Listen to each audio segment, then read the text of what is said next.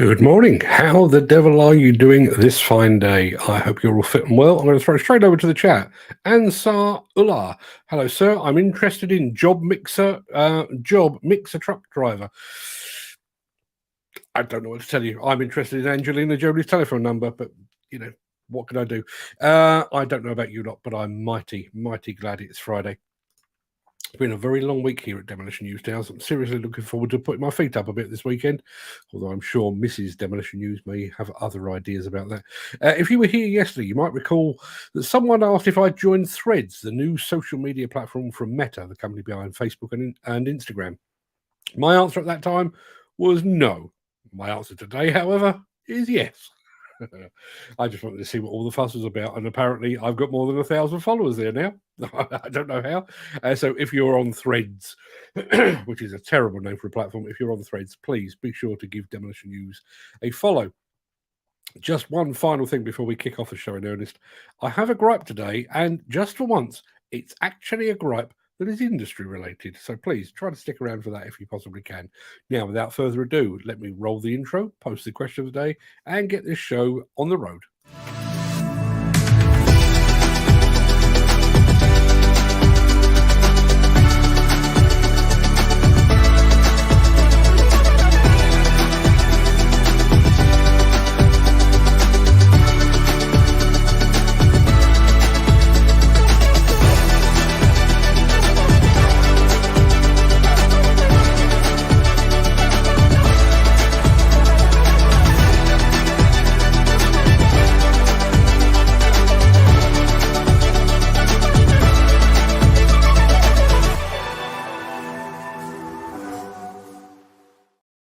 That intro was over far too quickly, so I didn't get to say good morning to a few people, so I'm going to do it right here, right now. I'm going to say good morning to Mark Whiting, who has just joined us. I'm also going to say a very quick good morning to William Forrest.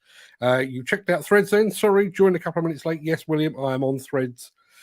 I may live to regret it. I do with most platforms, I'm afraid, but there you are. And Justin Carrigan is in the house all the way from Awesome Earth Movers Land. Morning, Justin. And Chris Ford is here as well. Good morning to both of you. Now, what is it? Yes, it is Friday. It is Friday, isn't it? Yeah, Friday the 7th of July. Welcome to the Breakfast Show. I am your host, Mark Anthony. In today's show, we're getting ready for the British Grand Prix weekend with JCB. We're featuring one of the most impressive long-reach excavators you are ever likely to see. And we're checking out the latest bucket from AMI Attachments.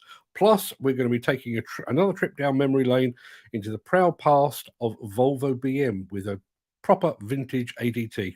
Please stick around for that if you possibly can. We're going to get to all of that in just a second. But first, let us peer back through the mists of time to see what was happening on this day in history.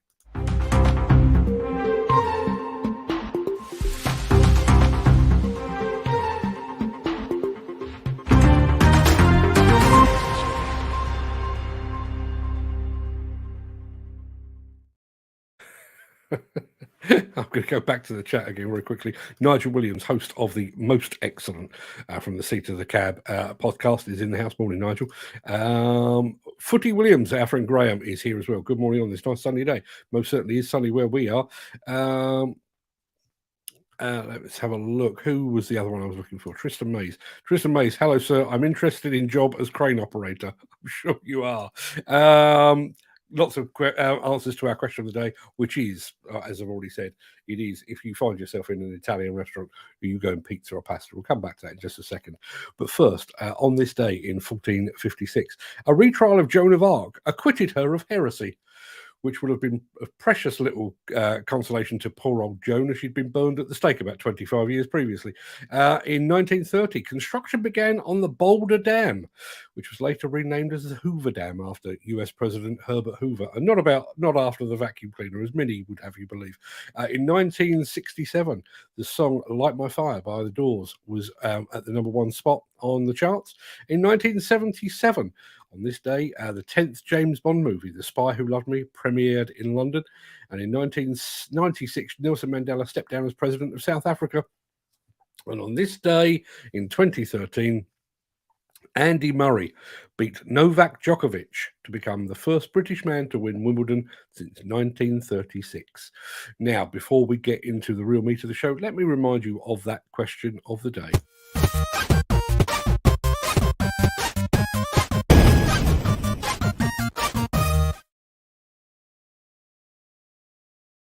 Yeah, imagine you find yourself in Italy, or failing that, imagine you find yourself in a good Italian restaurant. What are you going for? Is it pizza or is it pasta? Are you a margarita man or are you a spaghetti person? Now, under normal circumstances, I would very much put myself down as a pizza man. However, during recent trips to both Verona and Bergamo this year, I've eaten way more pasta. Don't know whether that's an age thing. No idea what it is, but what about you? Let me know in the chat. Pizza or pasta, given the choice. We'll come back to that at the end of the show.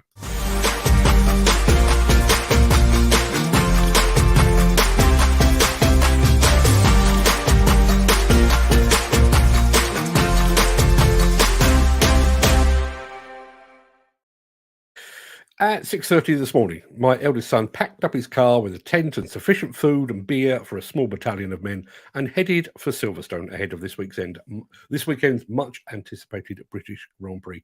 Now, I say it's much anticipated. I don't actually know if that's true. I have zero interest in motorsport.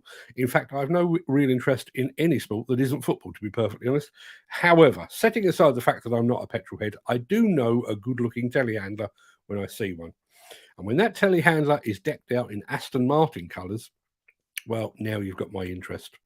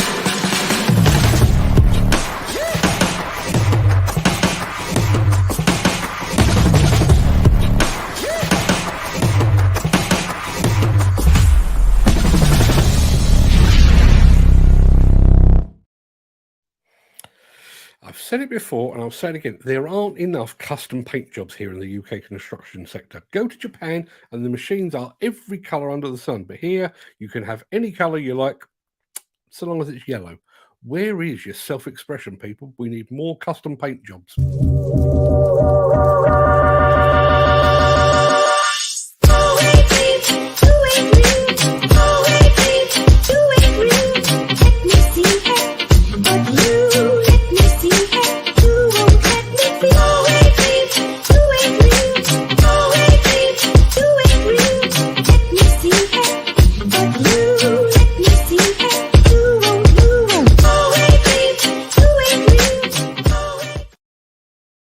Over the past couple of weeks, we've brought you exclusive footage of a pair of demolition giants. First, the Jumbo, which is now hard at work for Despe over in Italy, and then the mighty Kobelco SK1300 DLC-10 that is about to join the fleet of Liberty Industrial down under in Australia. But while we've focused on machines that reach up, we've rather neglected machines that reach out or reach down. Well, we're going to put that right, and we're going to do so right here, right now. The machine you're about to see is working in New Zealand, and it is based on a Liebherr R9250. It weighs in at a staggering 270 tons, and as you're about to see, it absolutely dwarfs the Komatsu hybrid excavator working close by. Get a load of this.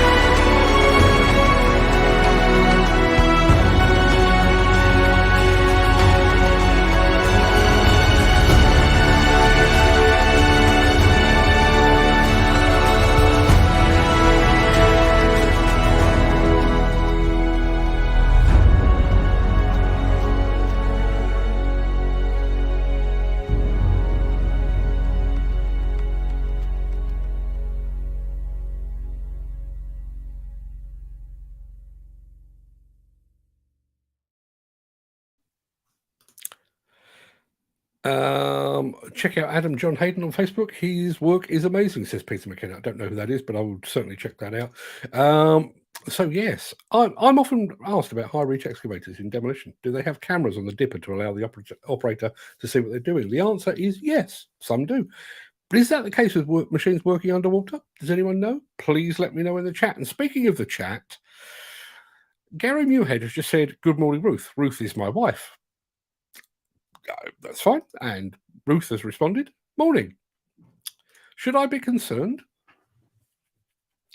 Ruth, Gary is my friend. Get your own. Be on your way. Go and do some housework or whatever it is that you do about the place. Now, some of this.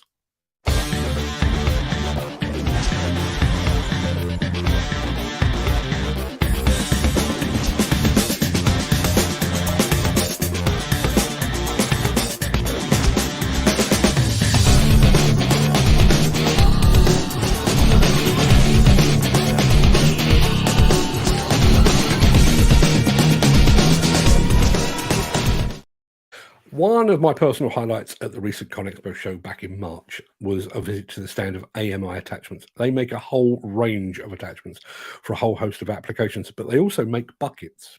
They make big buckets that can load a truck in just 2 passes. Check this out. A true 2-pass that's made to last. Get a load of this 10-yard bucket from AMI Attachments. Designed to hold a true 10 yards heaped, this high-capacity bucket eliminates a full cycle by requiring just 2 scoops to fill trucks to capacity. The AMI True 2-Pass maximizes productivity for aggregate quarries in every sense. No wasting payload, fuel, or time when trucks are waiting idle. AMI's bucket is not only bigger, it's better. Built with Hardox wear plate and Strengths Performance steel, this bucket is lighter, yet sets the standard for long life durability. Taking the brunt of abrasion from material, the bucket's entire shell and side cheek plates feature premium wear plate, Hardox 500 Tough. Stability and protection in the front side cutters and end plates come from Hardox 450, which strikes the ideal balance between hardness and toughness. Removing additional weight in the lugging, AMI Attachments uses Strengths Performance steel, offering structural integrity with just enough flex. These premium steels allow AMI to design and build a 2-pass bucket with tremendous capacity while maintaining OEM factory specifications for suspended load. The 2-pass bucket also features an exclusive floor design that improves penetration and fill. The controlled heap is made effortless thanks to the unique convex end plates, especially for small diameter aggregate that's difficult to handle. As with all AMI attachments, the 2-pass bucket is backed by AMI's 2-year limited warranty. The True 2-Pass by AMI Attachments. Don't let productivity pass you by. Contact AMI Attachments for more information about the right bucket setup for your needs.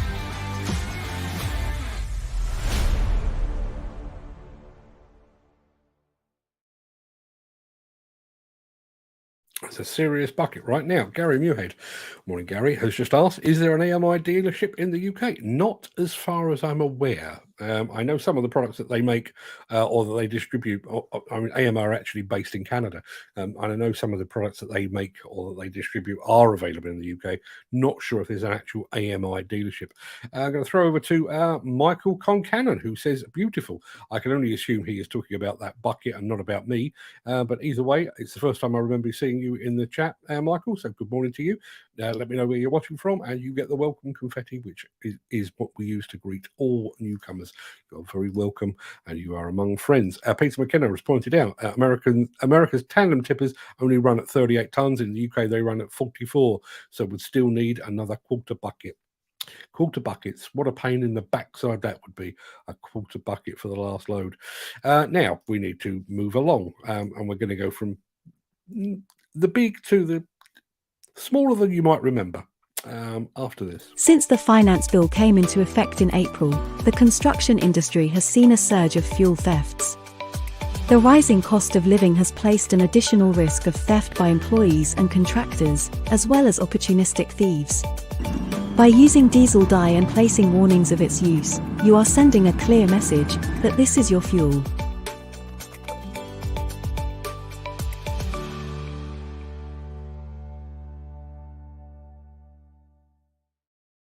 Regular viewers of this show and those of a certain age will know that Volvo construction equipment used to be known as Volvo BM. The BM stood for Bolander and Munktel, a pair of Swedish manufacturers that were absorbed into the Volvo family way back when. When I first started writing about plant back in the late 1980s, all Volvo ADTs had the Volvo BM logo on the side. Now, it's a long while since I've seen that logo, let alone see it on the side of a moving machine. So I was delighted when I came across this.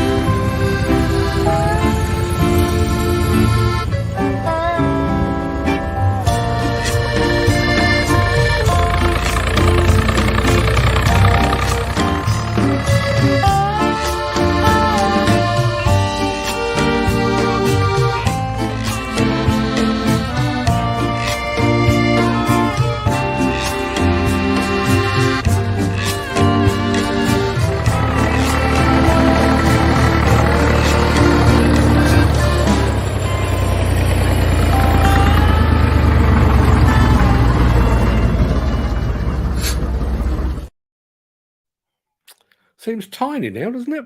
Also looks like exactly what it used to be, a tractor and a trailer. Great to see one still working, though. I'm going to throw back to the chat very quickly because we had an answer. Is there an AMI dealership in the UK? Still don't believe there is. However, Peter McKenna, good morning, Peter, says, according to Google, Case use AMI attachments in the UK. Didn't know that. And yeah, Gary Muirhead rightly points out they've come a long way. I guess everyone has humble beginnings, but that was very humble indeed. But yeah, fantastic to see that machine still working, still probably earning a buck or two as well. Now it is time for a proper industry gripe for once.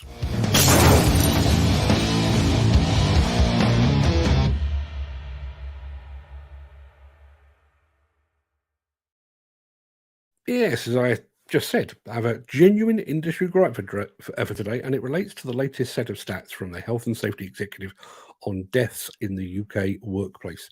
The headline figure is that 45 people were killed on UK demolition and construction sites during the period 2022 to 2023.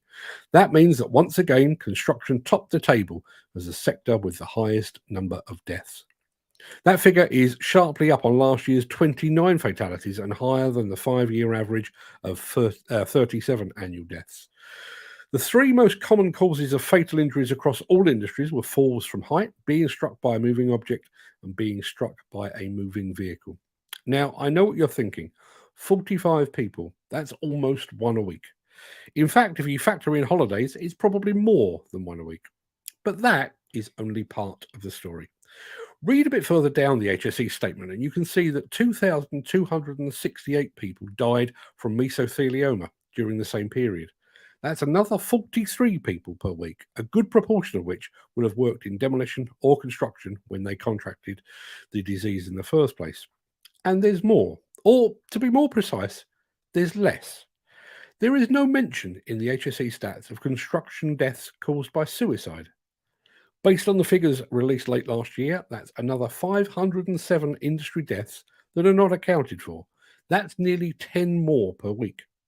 There's also no mention whatsoever of industry fatalities caused directly or otherwise by drugs and alcohol.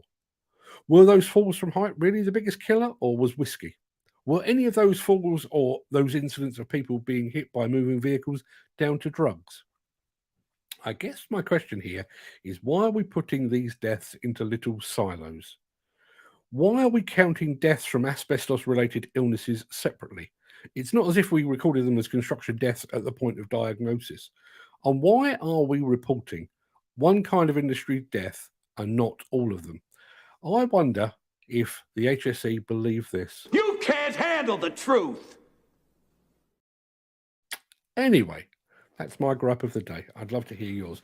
What is it that grinds your gears, gets your goat, and generally butters your proverbial parsnips? The daily gripe therapy session will return next week.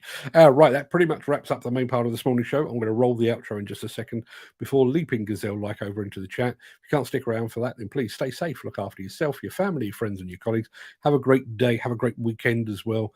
But if you do have the time and the inclination, please stick around. The Craic will begin right after this final word from our key show sponsor.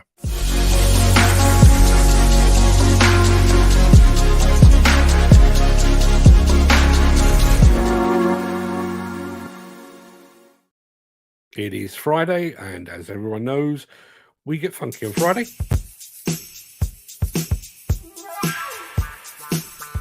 Okay, let's set that rolling. How are we all doing today? I'm going to go right the way back to the very beginning.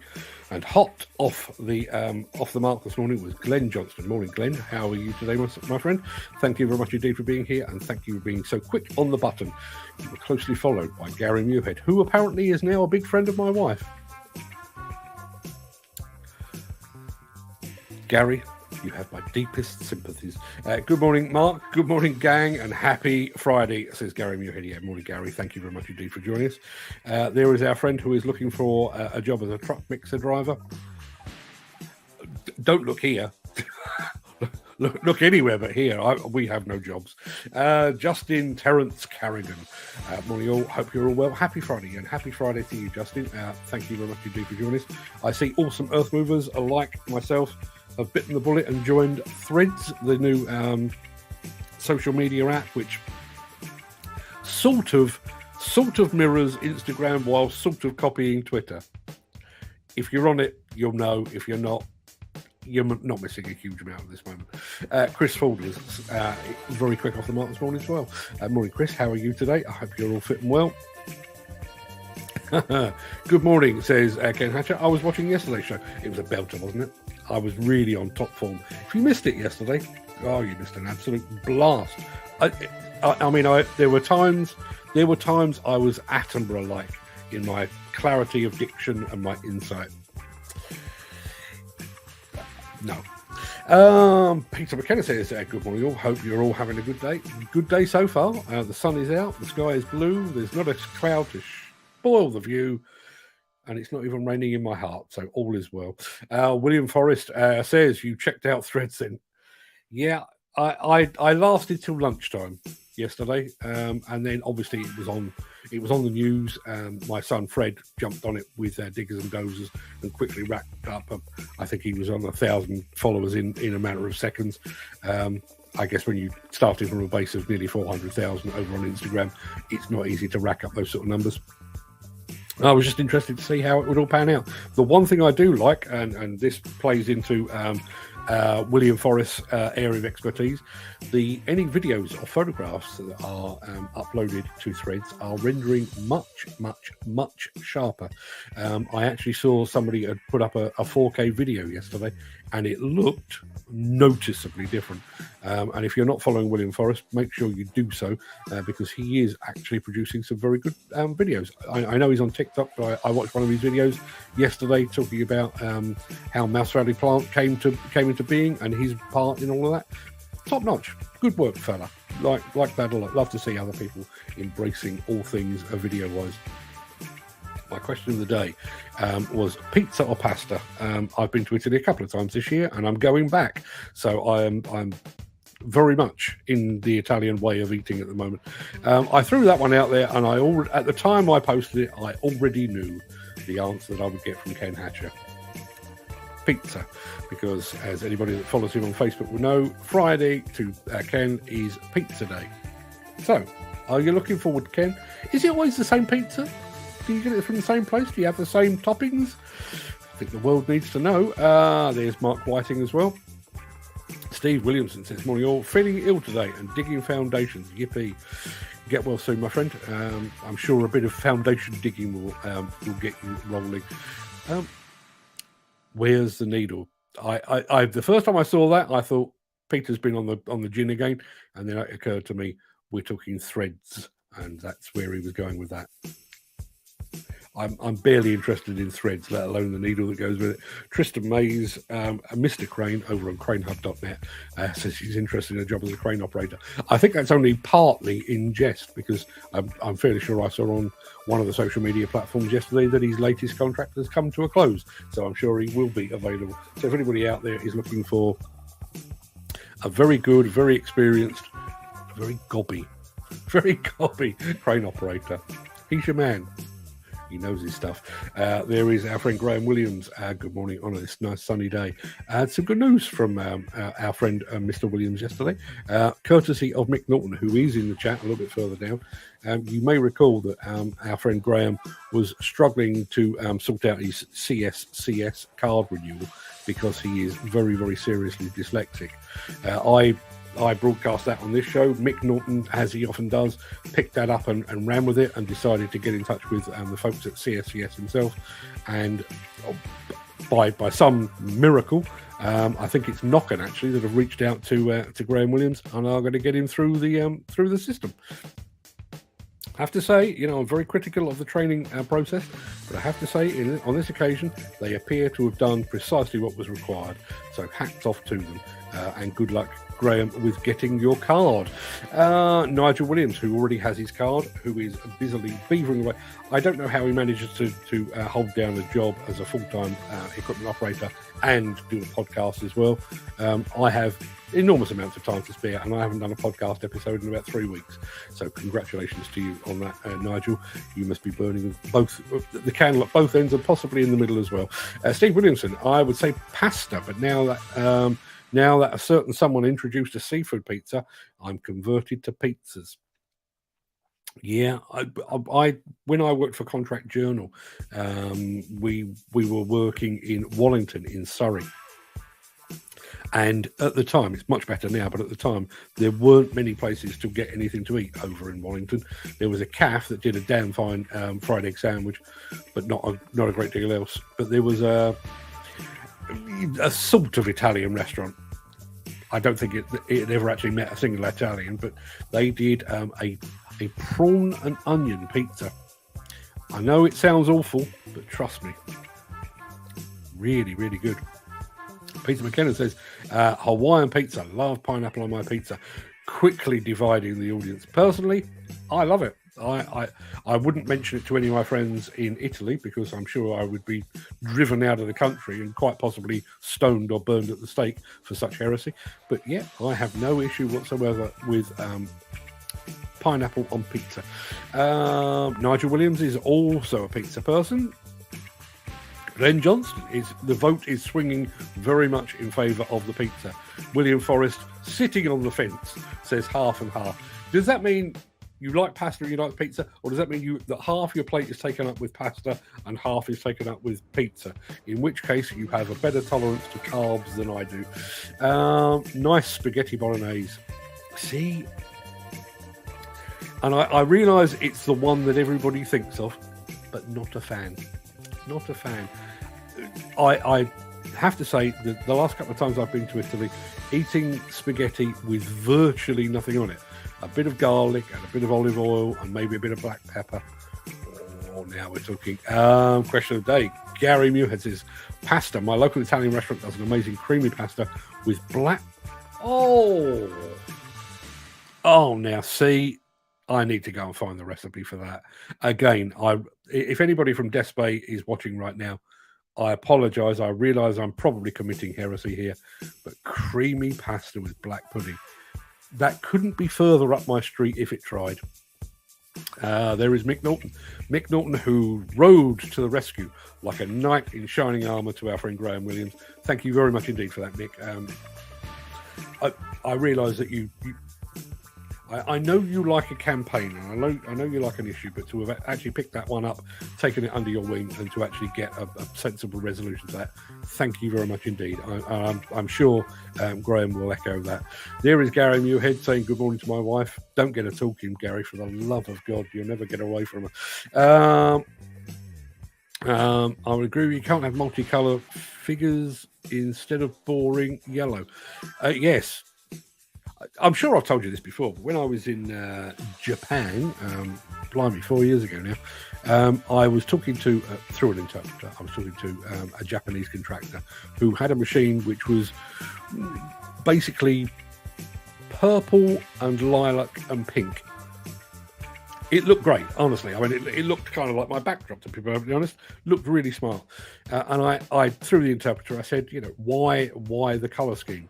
And his answer, which came back again through the interpreter, was when it was built, it was yellow because it was Caterpillar's machine. But I own it now, and I want the colour to reflect that it is my machine, and that was the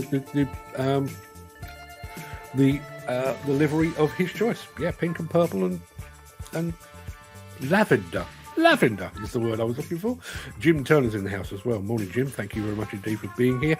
As always, who have we got? Steve Williamson.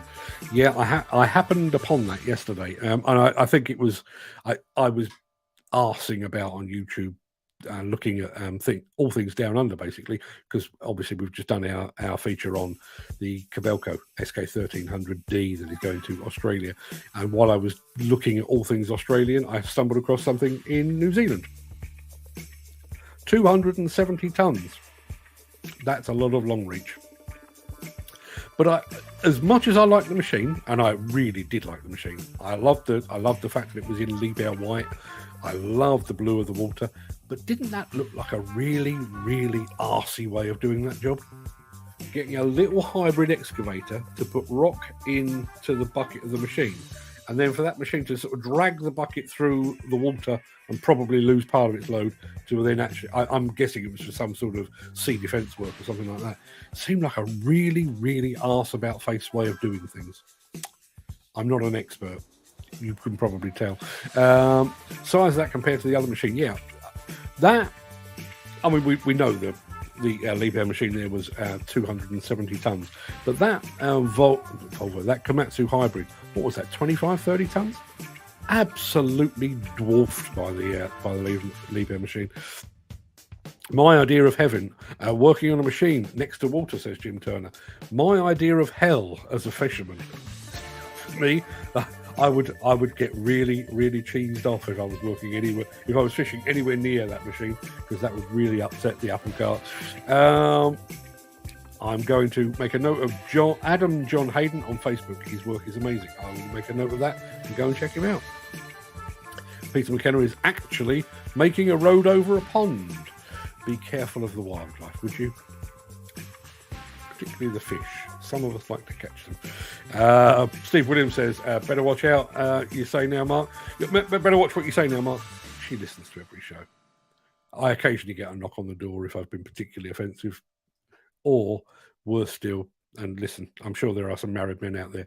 She does that thing where she lies in wait, waits until the show is over. I go out, and I'm rather than "would you like a cup of tea," I'm greeted with a glare and some silence, and you know you've stepped out of line. They have a way of communicating that is all their own, women, don't they? Kerry Jones is in the house. Morning, Kerry, all the way from Wales. Good morning to you, sir. We sort of got into this. Is there an AMI dealership in the UK? Not as far as I'm aware, although, as somebody does go on to point out, apparently you can get some AMI attachments if you are dealing with case. Did not know that. There is a newcomer, Michael Concannon. Good morning to you, Michael. Thank you very much indeed for joining us. Love to know love to know where you are. Love to know how you heard about the show. We addressed that, yes. A quarter of a bucket. Can you imagine having that big bucket at your disposal and then having to take a little bite-sized bit just to top up the truck? What a bloody pain that would be. This is my quote of the day. Improved floor for better penetration. Let me try that again. Improved floor for better penetration. Thought that was having deep carpet in the bedroom. Yes, it's all about the traction, isn't it? Remember, they came from Samsung. Volvo excavators were certainly Samsung for a while. According to Google, Case used AMI attachment, says Peter McKenna. Jim Turner, she's a two-wheel drive. Yeah, she certainly. That was the old Volvo BM ADT that we saw. And as Gary Muir said, they've certainly come a long way. Ken Hatcher doesn't like driving dumpers. I fall asleep. Yeah, I've often thought that, and we have reported on this in the past, that Caterpillar are now fitting some of their big dump trucks, the big rigid dump trucks that are working in mines, with systems to monitor fatigue of the driver, because apparently it's tiring work. But I would imagine driving back and forth on the same route day in, day out, hour after hour after hour, it must get awfully tedious, I would have thought. Lovely to see that old Volvo BM still doing the business. Modern day ADTs will never have the same longevity. No, I bet they won't. But I guess they won't be spewing black smoke into the atmosphere either. HSE class HGV deaths separate to HGV drivers that died due to forklift-related incidents. Yeah, I genuinely, I have no idea why they mix some things up and they separate other things out. For example, you cannot, through the HSE, you cannot determine what is a demolition death and what is a construction death. They are lumped together because that's the way the HSE like to do it. So, for all we know, 47 deaths last year, and I know a couple of were demolition because we reported on them. But demolition may have had its lowest ever death rate last year. Probably not, but it may have done. But we don't know that because the figures aren't sorted out. And why is a death by asbestos different to a death by being hit by a vehicle? Why is death by suicide different to being falling from height? And what if, I'm on a roll here, what if somebody took themselves to the top of a building under construction and jumped off?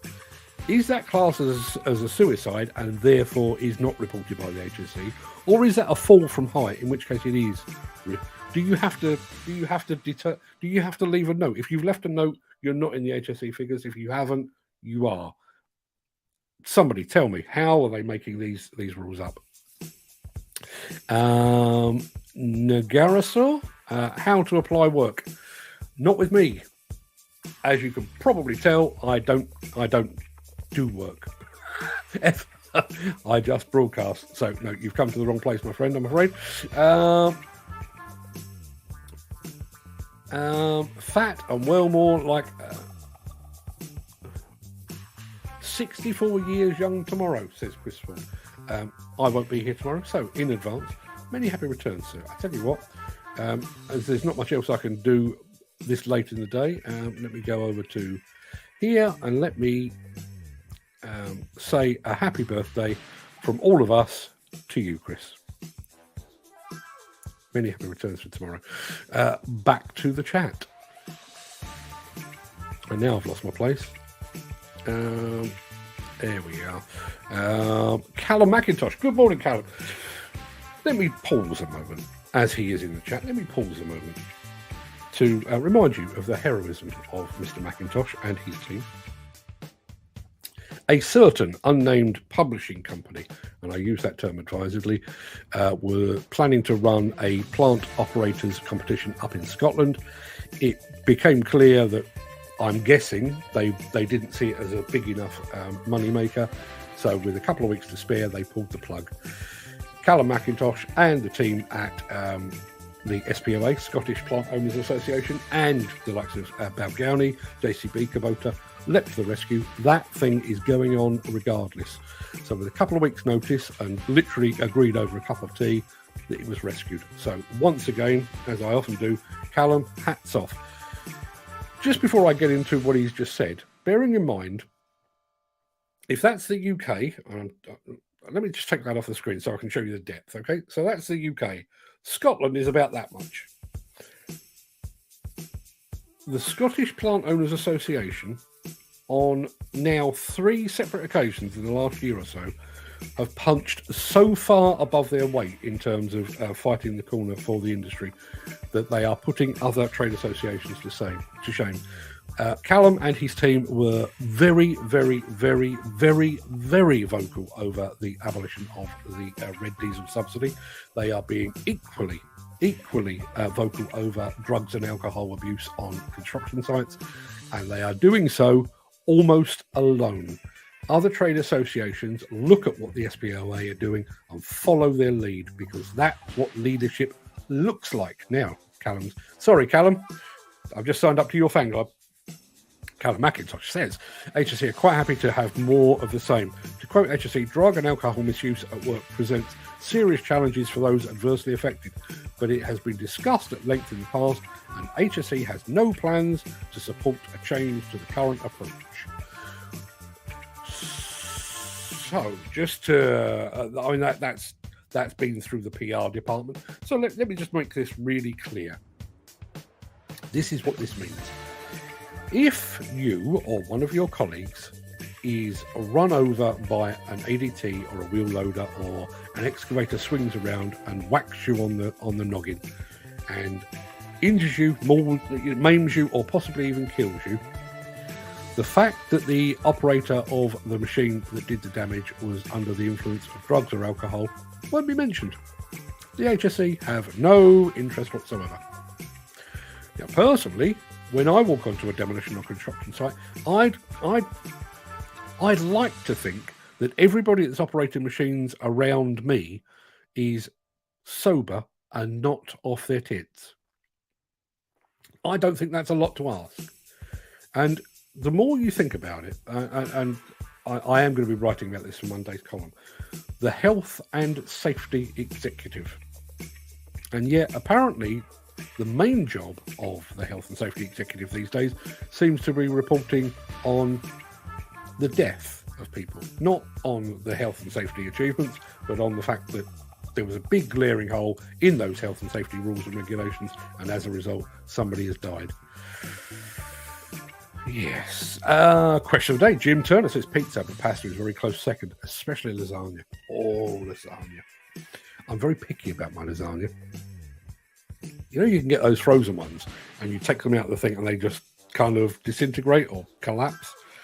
Not so much of a fan of that. That, to my mind, is more like soup.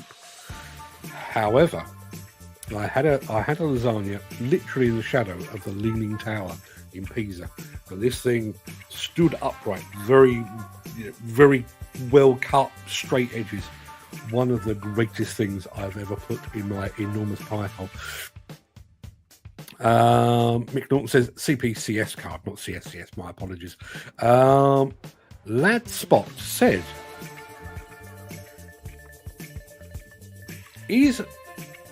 well, first of all, Lad Spot, I don't recall seeing you here before, all the way from YouTube land, so you get your welcome confetti. Excuse me. Is onion pizza a regional thing or just a personal taste? I have never once come across onion pizza, but I like pizza and I like onions. I'm going to go and look that out. And I have friends in Italy. I will ask the question. Callum McIntosh says, good show, as always, today, Mark. Thank you very much indeed. Maybe it was because I went on the pro SPOA rant just a moment ago. But listen, I'll take it whatever way I can get it. Question of the day, who cares? It's food. Told you I was large, says Chris Ford. Yeah, quite right. Thought bedroom carpet was called shag pile. See, one of these days we will just perfect the technology where rather than me sitting here talking and then reading the chat, I'll just beam you all in and you can have fun amongst yourselves. Shag pile. Thank you very much indeed for that. Graham Williams. Mazzata, that's Italian food. Don't know what that is. Chris Ford, thank you. I'm really 21 with a bit of experience. Callum will be a busy man this next couple of weeks. He's used to it. He's absolutely used to it. As I say, and he's not paying me to say so, but the SPOA are punching so far above their weight right now in what they're trying to do for. I was going to say what they're trying to do for the Scottish plant owners. Obviously, that is their main remit, but they're also leading the way for the rest of the construction industry as well. And hats off to them for all that they're doing. UKPO Mag should have known better. Research your marketplace before making big plans. Yeah, it is UK plant operators. Now, this amused me, and this is because I'm a child. You would obviously this is UK plant operators, so UKPO. That would be their initials. And Nigel, erudite as ever, has used the initials UK plant operators, UKPO. I saw somebody talking about them on LinkedIn yesterday who referred to them as UK plops. Chuckled for hours. I'm basically 7. If you get tested for positive, they should blacklist you on the CITB database. People just move on to another site and carry on like nothing has happened. Surely, that is the I don't want people blacklisted. And if you are found to be under the influence of drugs and alcohol, I would like to think that we would be enlightened enough to take that person to one side and find out why they are under the influence of drugs or alcohol. Is there some underlying issue? If there is an underlying issue, then let's try and help them with it. Let's put them through rehab and stuff like that. However, if somebody has turned up for work and they are under the influence of drugs or alcohol, surely there should be something on their smart card, CPCS, CSCS, whatever it is, on their card that says that this has happened in the past. You would have that with a drink driving offence. You would have points on your license, and it would date back to say exactly what the penalty was all about. And bearing in mind, yes, in a car you could run over one or two. If you really worked hard at it, you could probably run over 4 or 5 people. In an excavator or a dump truck or a dozer, you could take out dozens of people. Surely, if we're going to prioritise, let's prioritise those that could cause the most damage. And as Steve has said, put it on a CITB database. Let him. I don't.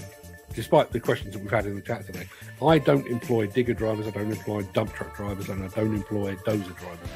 But if I did, and I interviewed somebody for a job, I'd quite like somebody, ideally the CITB or CSCS or CPCS, to tip me the wink that the person I'm interviewing does like to go on the saucer on the weekend and is probably unfit for work on a Monday morning, or that they have a track record of drugs abuse and therefore they could well turn up under the influence. I'd like to know that, and I think it's my right to know that. So as I say, not a complete blacklist, but that's okay. If they were semi-serious, they should have staged the event in various locations to make it more accessible for all regions of the UK.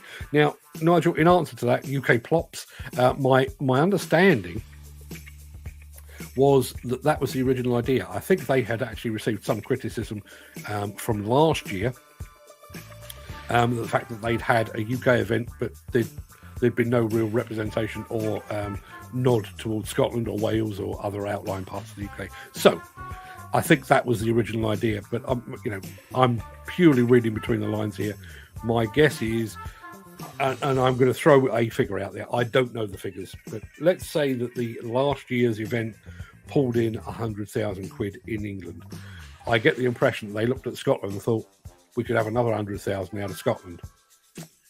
And when they found that they weren't getting 100 grand out of it, they just went, "Oh, do you know what? Sod it, we'll walk away. What's the worst that could happen?"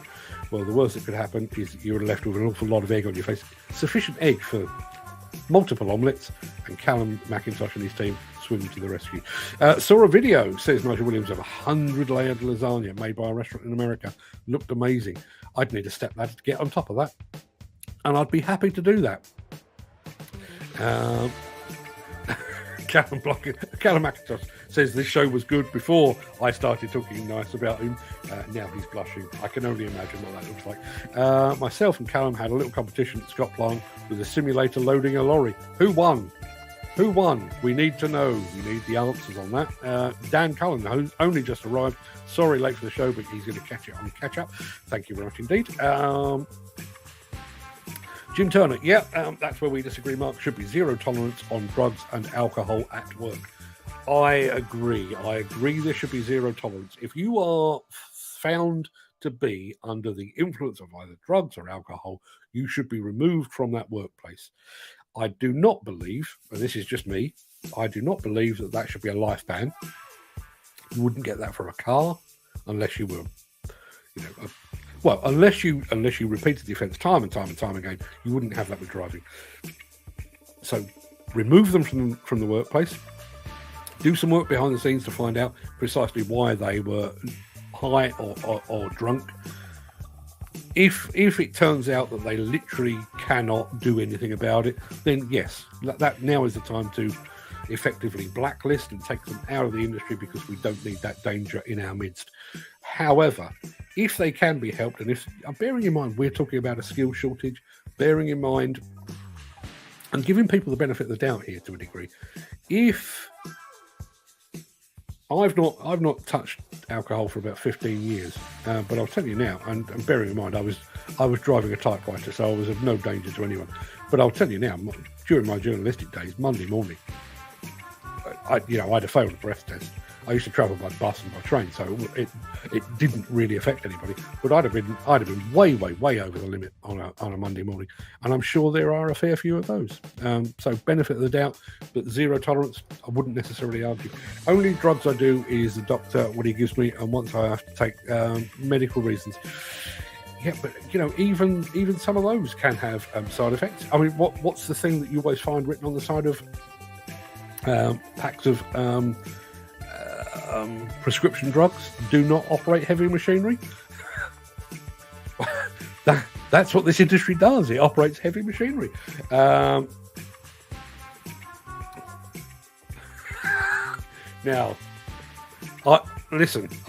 knowing Callum as I do, I know he is a fine, upstanding gentleman.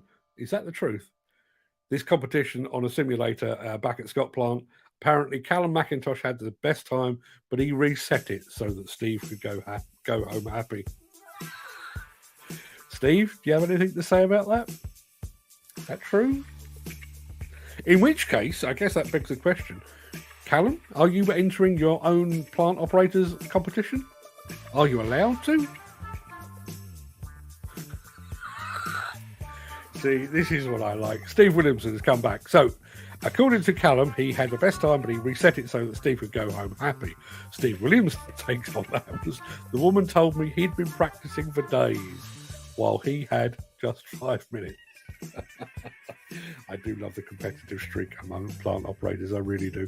Right, people, it's nearly time for you to begin your weekend. That's an hour of everybody's time that you're never going to get back. And it's probably considered wasted now. So go and have a fantastic Friday. Go and have a fantastic weekend as well. Callum McIntosh says, I've been practicing for days. Is that an admission? It sounds like it might be. Everybody go and have a fantastic day. We are back for another 5-day week next week. So 10 a.m. on Monday through Friday, we will be here. But we're also doing a show on Wednesday evening, third one in succession. This time it's going to be a Bobcat origin story. So if you like Bobcat, frankly, why the hell wouldn't you? Then please tune in. It's a good one. Nice change from our usual fare. So please tune in if you possibly can. And I'm going to go out. I'm going to leave the show with the comment from Gary Muirhead, Gary Muirhead says, have a good weekend, everyone. And it's echoed by Steve Williamson. Have a great weekend, everyone. Yes, do that. Do as our Scottish friends say. Go and have a great weekend. Until I see you next time on Monday morning, all the best.